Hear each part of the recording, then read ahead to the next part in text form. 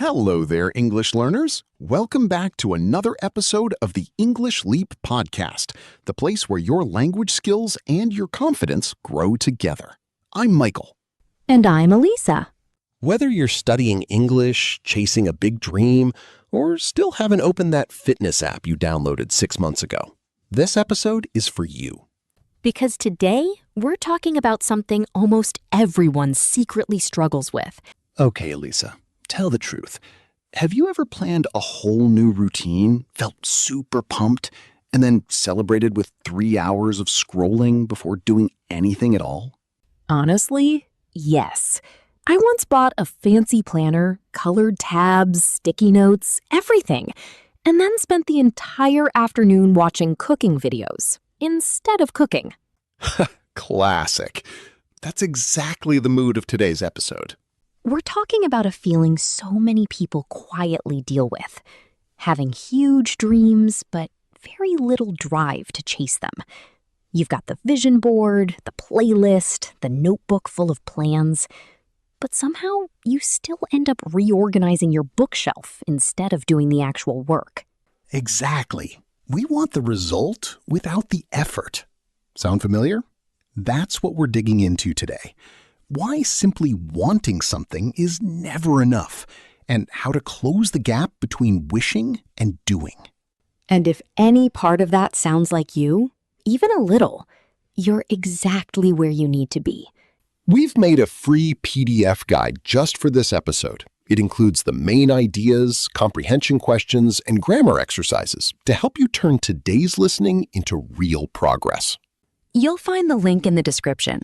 Grab it, actually use it, and please don't let it disappear into your downloads folder forever. We've all done that. And as usual, we'll highlight some useful intermediate vocabulary as we go.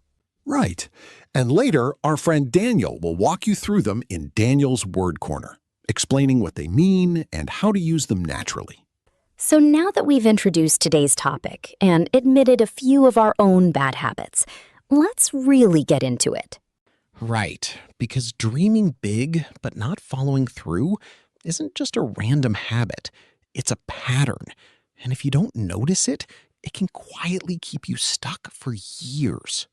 We're going to walk through it step by step, talk about why it happens, how to break the cycle, and what English learners specifically can do to move forward in small, honest steps. All right, let's start with the first trap, the one that quietly convinces so many ambitious people to stay exactly where they are. This one is sneaky. We tell ourselves we're waiting to feel ready, but honestly, that's like chasing a rainbow that keeps moving. You get a burst of energy after reading an inspiring quote, and 10 minutes later, you're scrolling through random videos, completely off course.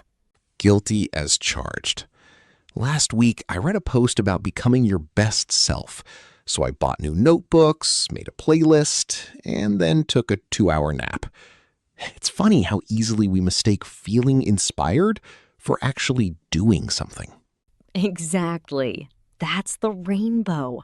It looks like progress, but you're really just standing still. Because the truth is, inspiration doesn't last. It shows up loudly, like a firework, and then fades just as quickly. What actually creates change is momentum, not a burst of motivation. I've noticed that if I just begin, one line, one sentence, one small task, my brain slowly gets pulled in. The same is true for English learners. Don't wait for the ideal mood or the perfect moment to practice. Just set a 5-minute timer. Say a sentence out loud. Write down 3 new words. Do anything. Progress starts with a choice, not a feeling. And speaking of choices, there's something that constantly blocks progress. It looks responsible, but really it's just fear wearing a nice outfit. Perfectionism. I used to see it as a strength. Like, wow, look how careful I am. But really, it just kept me frozen. I once spent 2 weeks rewriting a single paragraph because I wasn't sure it sounded smart enough. I know that feeling completely. I used to practice English conversations in my head so many times, I basically had a whole speech memorized. Then someone simply asked, "What's your name?" And I completely blanked. Perfectionism works against you. It tricks you into polishing something that isn't even finished yet. It's like trying to frost a cake before you've even baked it. You're frozen at the very beginning, imagining the perfect result. And for English learners, don't let the fear of imperfection stop you from speaking. Don't wait until you sound like a native speaker. Speak now. Mess up. Learn from it. That's the real process. Yes, trade flawless for forward. That single shift changes everything. So once you stop waiting to be perfect and take that first real step, you'd expect things to go smoothly, right? You'd think so, but then overwhelm shows up. Suddenly, it's not one task, it's 15 tasks at once. And just like that, you're stuck again. You know the feeling. You write down 20 goals, buy new supplies, rearrange your desk, and then spend 3 hours watching videos about how to be more productive. I once had 10 goals for a single month. Want to guess how many I actually finished? None. But my apartment looked spotless. That fake sense of productivity, it's just mental noise. Exactly. We call this goal overload. You're holding so many targets that none of them actually move. It's like trying to carry 10 cups of water. You spill everything because your hands are too full. That's when you need to simplify. Choose one focus, not 10, just one. That's how real momentum is built. And for English learners, this matters a lot. Don't try to fix your pronunciation, your grammar, your vocabulary, and your writing all in the same week. Pick one. Maybe this week it's listening practice. That single focus lets your progress actually build on itself. The answer isn't more goals. It's less noise and more real action. One step, one target, one small win at a time. And just when you think you've simplified things and you're finally ready to move forward, another quiet trap shows up. Oh yes, this one wears a badge and calls itself being productive. But really, it's procrastination wearing a disguise. I fall for this constantly. I'll say I'm researching the best approach or finding the perfect method. But really, I'm avoiding the uncomfortable part, actually starting. It's like polishing your tools all day and never actually building anything. You feel busy, but nothing real is happening. English learners fall into this too. I'm just looking for the right app. I'm organizing my notes first. These things can help, sure, but only if they lead to real practice. Otherwise, they're just another way to delay.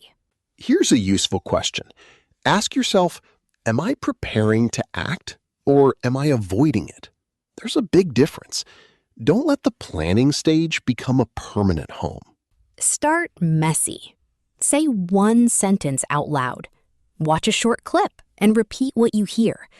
Do one small, real thing, not something that only looks like progress. And sometimes we're not even organizing or researching. We're just stuck inside our own thoughts. It's like replaying the same task in your mind 100 times instead of simply doing it. Overthinking can drain you more than the actual task ever would. I once stayed up half the night thinking about how to word a single text message. Just one message. I rewrote it in my head at least 8 different ways. By morning, I was exhausted and still hadn't sent it. Been there too. Overthinking creates invisible exhaustion. You use up all your mental energy before you even begin the real work. For English learners, it sounds like this. What if I use the wrong word? What if they can't understand my accent? What if I completely forget what to say?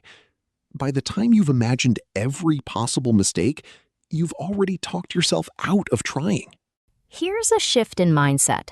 Thinking is useful, up to a certain point. Beyond that, It's just overthinking in disguise. Do a quick brain dump. Write your worries down, then take one small action.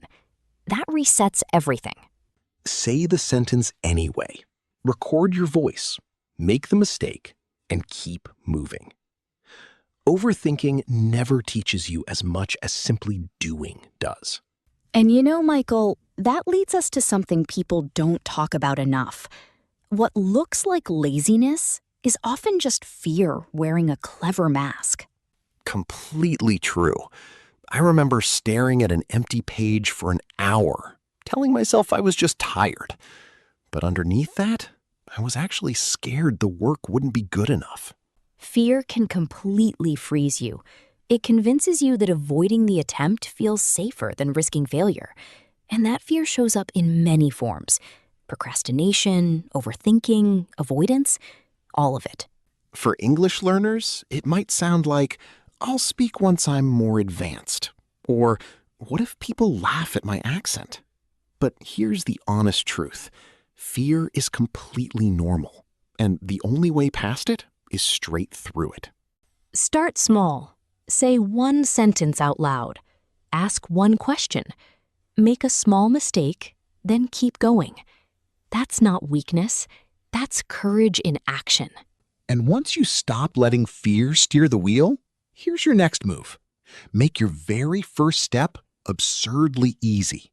Yes. The secret isn't pushing yourself harder, it's lowering the barrier to entry.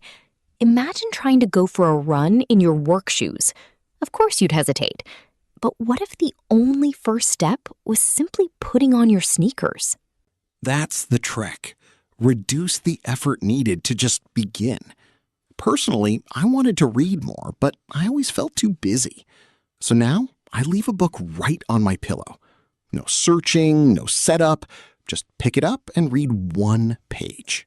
The same idea works beautifully for English learners. Instead of saying, I'll study grammar for a full hour, try, I'll learn one new phrase today. Keep your notebook open on the table. Keep a vocabulary app right on your home screen. The easier it is to start, the more consistently you'll actually start. And those tiny actions add up quietly over time. Before long, you've built a real habit, not through sheer willpower, but through smart design. And there it is. Sometimes the answer isn't working harder, it's starting smaller. Make it easy, make it visible, and let momentum carry the rest. Yup.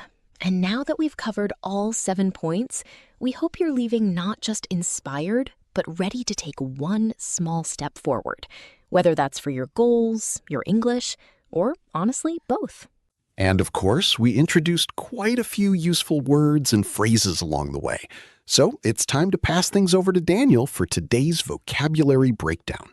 Daniel's got you covered with simple meanings and fresh examples, so you can actually use these words in real life. Take it away, Daniel. Hey everyone, I'm Daniel, and here are some intermediate words and phrases from today's episode to sharpen your English. Let's get started. Habit, meaning a regular behavior, often done without thinking. Example, checking her phone first thing in the morning had become an automatic habit. Rainbow, meaning something appealing that seems within reach but keeps slipping away. Example, chasing instant success is often just a rainbow. Real growth takes patience. Momentum, meaning a driving force that keeps something moving forward. Example, once he finished the first chapter, the momentum carried him through the entire book. Perfectionism, meaning an intense need to be flawless, which often causes delay or fear of failing. Example, her perfectionism kept the report unfinished. She never felt it was polished enough.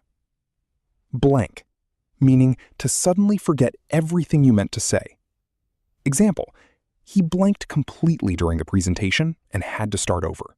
Simplify, meaning to make something easier or less complicated. Example, we decided to simplify our weekly schedule so we wouldn't feel so rushed. Mental noise, meaning unnecessary thoughts or distractions that make it hard to focus. Example, there was so much mental noise before the exam that she couldn't concentrate at all. Disguise, meaning something that hides the true nature of a thing. Example, his calm expression was just a disguise for how anxious he really felt. Overload, meaning too much of something to handle effectively. Example, taking on 5 projects at once led to a total goal overload.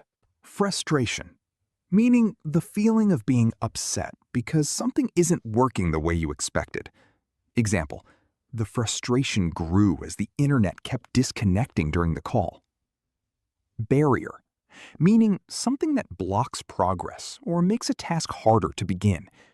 Example, fear of making mistakes can become a real barrier to speaking confidently. That's your vocabulary boost for today. Try weaving a few of these words into your writing or conversations this week. The more you use them, the more naturally they'll stick.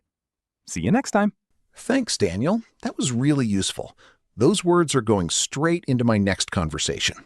And to everyone listening, if today's episode struck a chord, take one action today. Just one. Don't wait for perfect conditions. Don't wait to feel fully ready. Start messy. Start small. Just start. All right, friends. We'll catch you in the next episode with more honest talk, more laughs, and more ways to level up your English and your life. Stay curious, stay kind, and above all, keep moving forward. Bye for now.